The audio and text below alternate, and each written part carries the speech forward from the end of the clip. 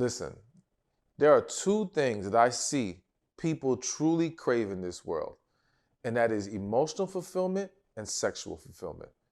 And because of these two desires, this is what leads us to embracing or contributes to us embracing being in a relationship, as well as then moving forward past that into a marriage.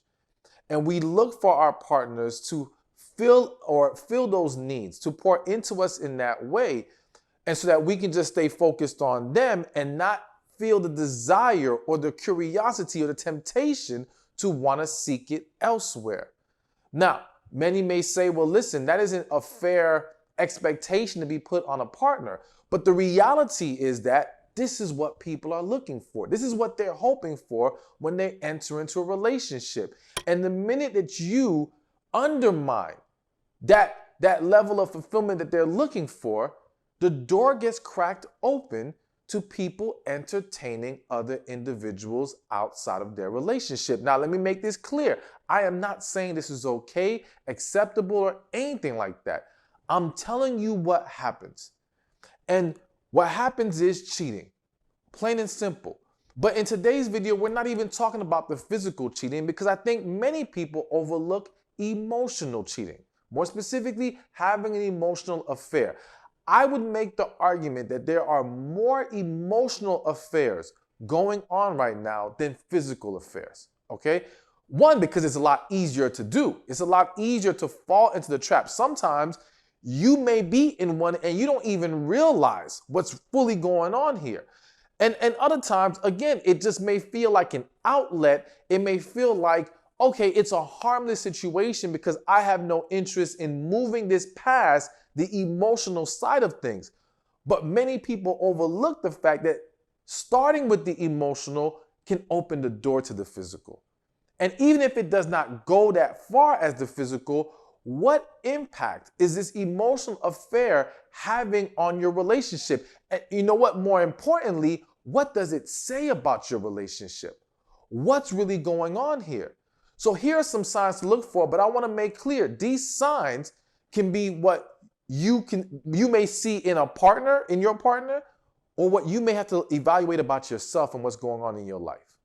Sign number one is you keep this friendship secret from your partner. Now, I say friendship in quotes because, again, some of these situations aren't really friends, okay? And when I say they're not really friends, I'm meaning that it's not truly platonic.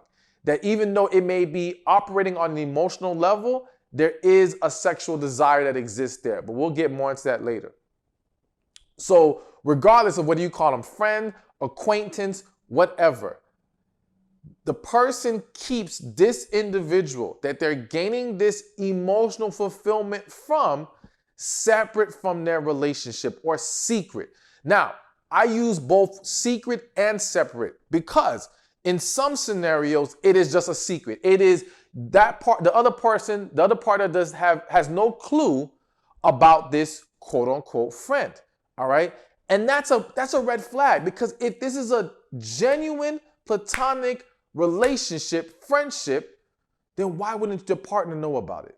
Why wouldn't the partner be involved? When I say involved, I don't mean we hang out with each other's friends, we talk all day with each other's friends, but we have a level of rapport with them when it's a genuine platonic friendship. But when there's something more going on there, there's a tendency to want to keep it separate from the actual relationship that the person is in. But again, sometimes it's separate in the sense that the other person is aware of this friend. They know this person exists, but again, the world is kept separate. So what you'll notice is, for example, let's just say a woman is having an emotional affair with a guy at work, all right? And the husband, let's say it's a husband in this scenario, knows about the guy at work. And to him, it's just some harmless guy at work. But what happens is the wife never tries to include the husband in anything that her and the friend do. Never tries to allow them, or never allows them to cross paths. Again, she may make the husband aware, But the key is keep them separate. Now listen, I'm using a woman as an example. Of course, this can be in reverse with a man. The point is, I'm speaking about people in general. This is what you're going to see happen. A level of secrecy or separation with this other quote unquote friend. And for the sake of this video, I'm just going to use the word friend throughout the video, all right? But we understand that it's not really always an actual friendship, all right? Good. Sign number 2 of an emotional affair is that the person does not confide in and open up to their partner. And more specifically, they confide in others, but not their partner. Now listen, I know some of you might be thinking, well, because you might be triggered by this. You may feel like, well, listen, I try to talk to my partner and I can't. So the fact that I confide in others doesn't mean I'm having an affair. I get what you're saying. But one, remember what I said in the very beginning, an emotional affair can expose what the deeper rooted issue is in your relationship. And so if you fall under the category of you confide to this person, or you notice your partner confide to this person, but not in you, then that shows that you guys have some kind of breakdown in communication that needs to be addressed and resolved. If not, this continuous behavior of confiding in others or confiding in this friend will continue. And again, as I said earlier, it can start emotional and that can easily turn sexual. So we can't just say, oh, well, you know what? It's no big deal. They don't got to talk to me. They can talk to them. I don't feel like hearing their stuff anyway. No, you better be careful, because if they can't talk to you or you can't talk to your partner, then that's going to lead to bigger problems later. A third sign of an emotional affair is an unwillingness to establish boundaries or consistent breaking of the boundaries, all right? So again, let me give a very direct example. Let's say man and woman are married. The man has a friend and they talk here and there. Wife doesn't really have a problem with it. But let's say the wife communicates that, hey, listen, I know that's your friend, but she don't need to be calling this house past a certain time. So let's just say she's not supposed to call the house past midnight, all right? That's an understood agreement. That's the boundary that has been set. And what you may find is, one, either a strong pushback on that boundary, which is a sign of trouble right there. Because again, any happy, healthy relationship are two people who respect each other's feelings, respect the boundaries that they want to have in place. Of course, there may be a level of trying to come to an agreement or middle ground, but just a complete dismissal or rejection of setting a boundary, that's a problem. But let's just say in this scenario, he agrees to the 12 o'clock curfew, the 12 o'clock cutoff time. And then the female friend multiple times calls past 12 o'clock. And at no point does the husband check the female friend. At no point does he remind her, listen, you shouldn't be calling. Now, this is a two-way sign. A two-way sign because, one, the fact that he's not checking her, even though she continues to break the boundary, is saying, okay, what the hell's going on here? There's something more to this friendship. The other sign is, why does the friend keep breaking the boundary? She knows damn well she's not supposed to call past 12 o'clock. She understands he's married. Why is she so willing to violate, and I'm going to use the word violate the rules of what is an appropriate time to call? That shows on her side, the friend side, there's something more there. And again, even if these two people have never physically gotten involved, they're clearly emotionally invested into each other at a level that has become unhealthy. Because one, people are not respecting the boundaries of a relationship. We've got a huge problem. So that's one example, but of course it can apply to any kind of boundaries you set. It can apply to physical boundaries, all right? There may be, okay, wait a minute, this friend gets a little too close. What's going on there? This friend's rubbing your husband or your wife's leg. What's going on with that? Like, and listen, this may sound crazy to some of y'all, but this stuff happens sometimes. This is real. So this is definitely a clear sign that there's more than likely some level of an emotional affair going on here. Number 4 on this list, that sign of an emotional affair, is they feel closer to their friend than their partner. Now, of course, depending on which angle you're evaluating this, if you are the person evaluating your partner to determine if they're in an emotional affair, you may not know if they're truly feeling closer to this friend more than you, unless they actually come out and say it. And that can happen. Maybe in a moment of frustration, venting, whatever the case may be, they may allude to that and show you that, yes, they do feel like there's a deeper bond on that side. But I think that when you are trying to evaluate it from that angle, considering the things of, okay, do they confide in them more than me? Do they seem to be more generous and helpful to them? Do they seem to be more concerned about their friends' feelings than mine? These are things that kind of speak to, okay, there's a deeper level of closeness there than we have with each other. But the other also way to look at this is if you're the one that's in it. And you got to ask yourself, because you're the one that can answer this clearly. Do you feel closer to your friend than your partner? And if that is the case, and again, this is a problem. And even if you say to yourself, no, it's not a problem because this is really my friend and I would never cross that line with my friend. Okay, cool, let's run with that. But if a friend can make you feel closer to them than your own partner, why are you with this partner? What kind of relationship do we really have here? And you've got to understand that if you don't have that level of closeness with your partner, it's going to then create other issues. It doesn't just stop there. It starts to show itself in various ways. So you can't ignore that and think this is harmless. Again, the mistake that many people make in regards to emotional affairs is thinking this is harmless. It will only stay here. And that's just not the case in most situations.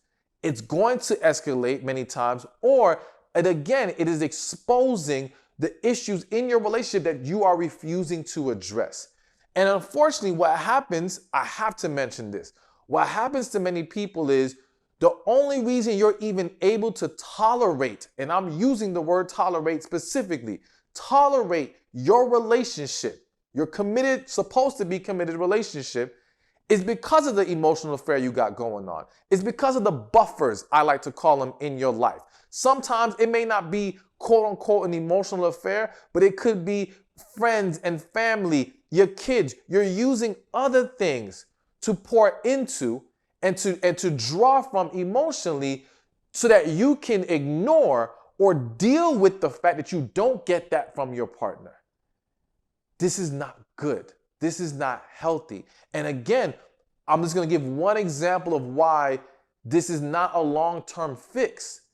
Let's just say you're gaining your emotional fulfillment from your children, all right? And typically that can happen while they're still very young and very dependent on you. And so you allow that to create an environment where you can ignore the fact that what you're lacking in your actual relationship or in your marriage. But once these kids become older and they are now independent, and now you don't get from them emotionally what you used to, now that crack that existed just busted wide open. Now what are you going to do? Now you're searching for answers of where you can get this fulfillment again because it's been taken away from you. You weren't getting it in your relationship. Now your kids have grown up. So what happens? Either you're going to try to have more kids or you're going to get it from somebody else. And that someone else can very much, as I've said multiple times already, lead to something physical. Hell, it may even start physical because you're trying to get the emotional from them. And the physical was the avenue you took to get there. All right? We're not going to drag on with that, but just, it's just things to consider, had to be addressed, had to be spoken on. But at the end of the day, feeling closer to the friend than your partner is a sign of an emotional affair, or at the very least, a huge red flag. All right, so let's keep this moving. The 5th sign of an emotional affair is when the person is more concerned about how they look to their friend rather than their partner. All right. So one thing, and again, I just feel the need to remind you guys that no matter what examples I use, whether I use a man or a woman, a husband or wife, this applies both ways. So I'm not picking on any specific gender, all right? Before y'all say, well, men do this or women do this. Yes, everybody. It happens both ways. Getting back to the point. Having a concern of looking good for the partner, for the friend more than the partner. So again, when people, they won't look good or dress up for the person at home, but if they're gonna be in the presence of their friend, now they gotta look all extra good. Sometimes you see like the guy who doesn't take care of himself, but all of a sudden when he's going out with this friend, he got to get a fresh haircut. He got the best cologne on. That man is getting done up. It's like, well, wait a minute. What's going on here? Now, again, I also want to make clear, just because you see a sign like this, because I already can see a scenario where some of y'all are remembering when your man stepped out looking better than usual. And now you're like, wait a minute, is this man having an affair? I don't want that to be the assumption, but I do want you to be aware enough to dig deeper, to understand, okay, is there a reasonable explanation for this? Or is this the real issue, that there is an emotional affair or maybe even a physical affair going on, all right? But ultimately, yes, that desire to want to look good for the partner, and not just look good. I think when we say more concerned with how that person looks to their friend than their partner, goes beyond physical presentation. It's, again, being concerned about their perception. I don't want my friend to look at me like this. So you don't care how your partner looks at you or perceives you, but you seem more concerned with your friend? That's a problem. If you hold, or that person holds, their friend's perception in higher regard than their partner, that's a problem. And that's a sign, that's a red flag, that's an issue that has to be addressed, and we cannot just simply ignore it. Moving along to the sixth sign, and this is another one where it's really going to be about you answering this question for yourself. It's about constantly thinking about your friend. All right. So, of course, this is one of those signs where you can't read the mind of your partner. So you don't know if they're constantly thinking about this friend, right? But if you are that individual, you know whether or not you keep thinking about this person all the time. Again, we all have friends. We have, well, majority of the world has friends. There's plenty of platonic situations, genuine platonic friendships. But you know the difference between how you think about your typical friends and how you keep thinking about this friend, all right? That's the difference. It's like, it's a higher level of constant thought, them constantly running through your mind. There is a higher level of emotional investment that has occurred, or emotional attachment, or in some cases, connection.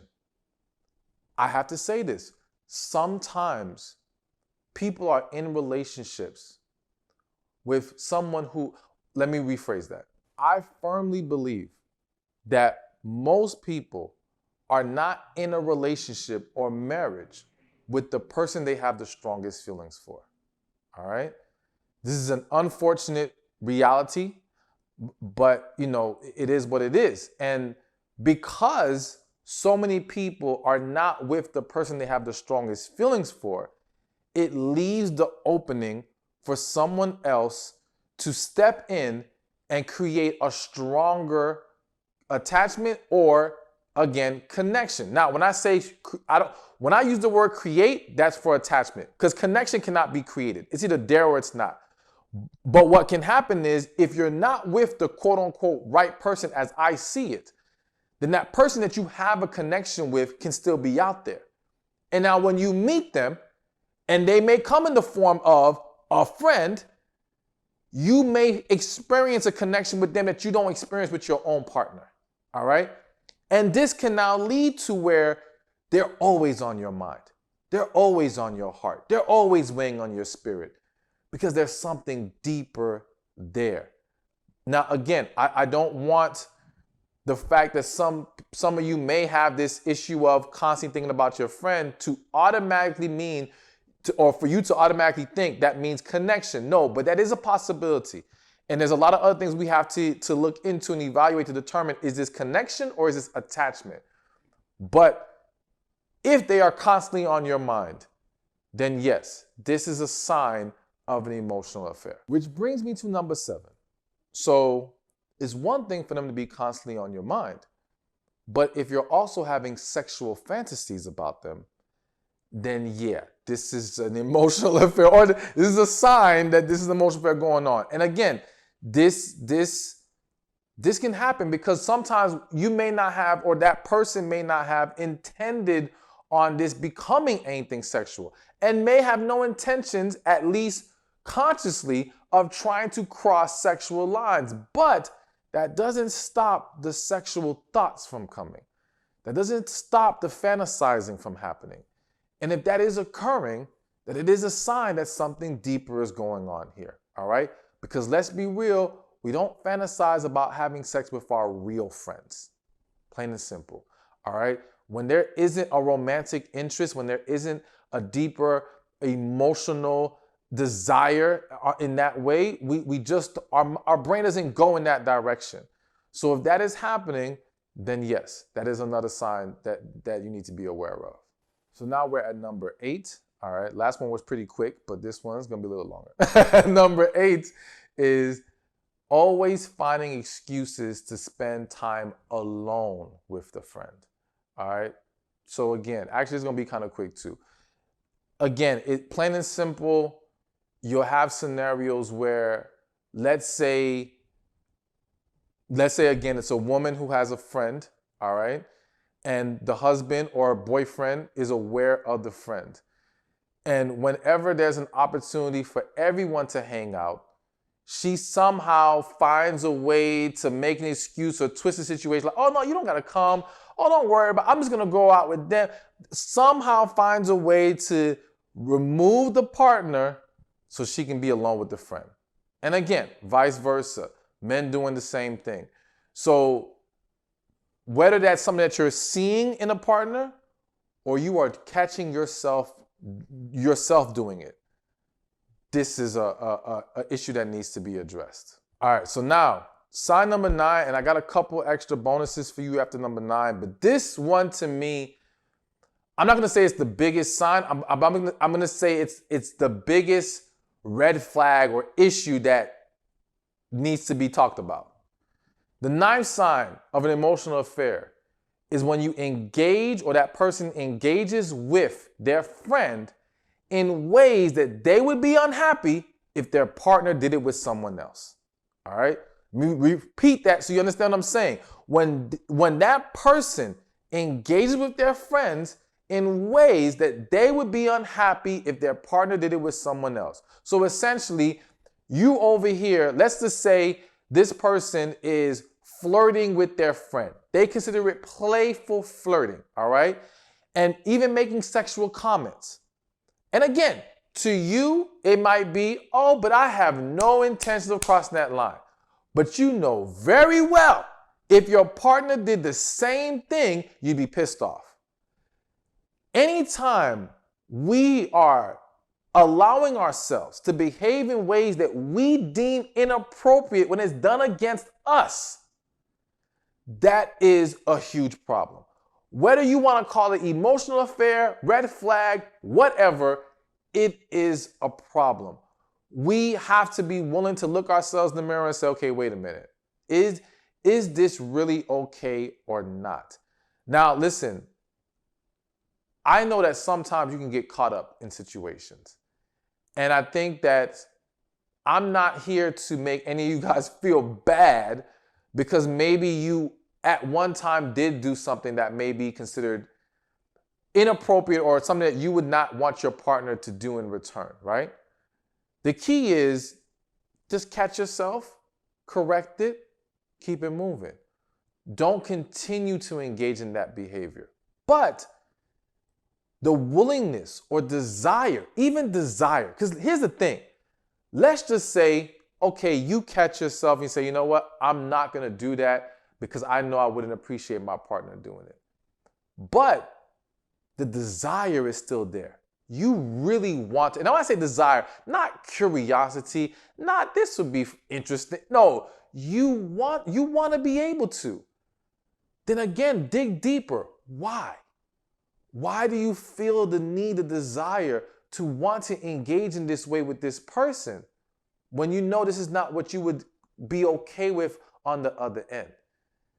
That speaks to either, again, you being more emotionally into this friend, or a detachment that exists within your relationship, or both.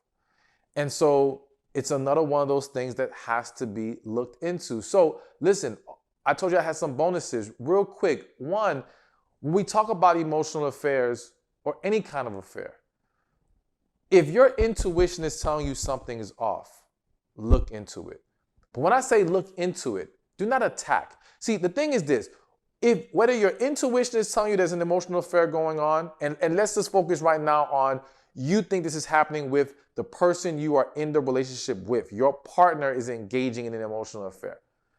Whether it's your intuition leading you to believe it, whether it's you watched this video, saw the signs, and you're seeing those signs in your relationship, whether it's your friends telling you, I think this person is doing such and such, attacking them, accusing them will get you nowhere. And the reality is that an emotional affair is not the end of the world. Meaning, you guys can recover from this if this is the right person to begin with. And I know you might be thinking, well, if they're the right person, why would an emotional affair happen?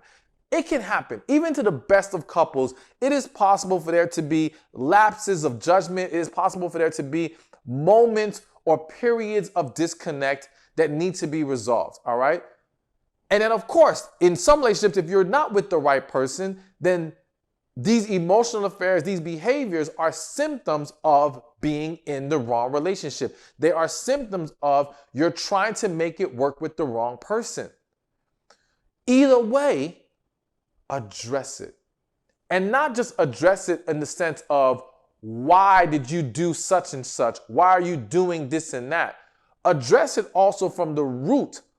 What is causing you? So basically, if your partner is confiding in someone else more than you, to simply tell them, well, you shouldn't be telling somebody else, your business. I don't like this. You need to respect the relationship.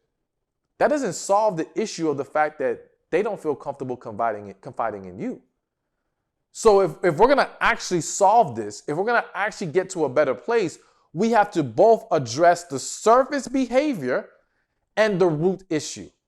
And too many times, people in relationships only attack or address the surface issue and not the root one. And I will warn you now, in addressing the root issue, you will either find out that you two can have a much better relationship, or you two need to walk away from each other. And I think that's the reason why most people don't do it, because they're afraid to face that reality. And it's easier to continue on in an emotional affair and keep your relationship as it is than it is to have to walk away from it, face the reality of it coming to an end. Then there's dynamics like, what about the kids and all these other things? And we won't get into that today, but I understand all the different factors that make it hard. But we're either going to do what's necessary to create a happy and healthy relationship, or we need to be willing to walk away. Because in not properly addressing it, or in allowing that emotional affair to continue, again, at some point, your relationship is going to end anyway. It's either going to end by an official cheating being done and found out, or other toxic things happening in your relationship due to the starting from the crack, the disconnect that exists, and then it stems into or pours into other areas and now creates all kinds of huge problems. So I'd rather you properly address it and either have to walk away or finally see that you guys can get to a better place with each other. Hey, thank you for watching this video. Be sure to check this one out right here. And I'll see you there. All right, so there's this quote I want to read to you real quick. And it says, I love this quote. Compatibility is overrated. What's required is unity. Unity doesn't mean you're the same, it means you're together.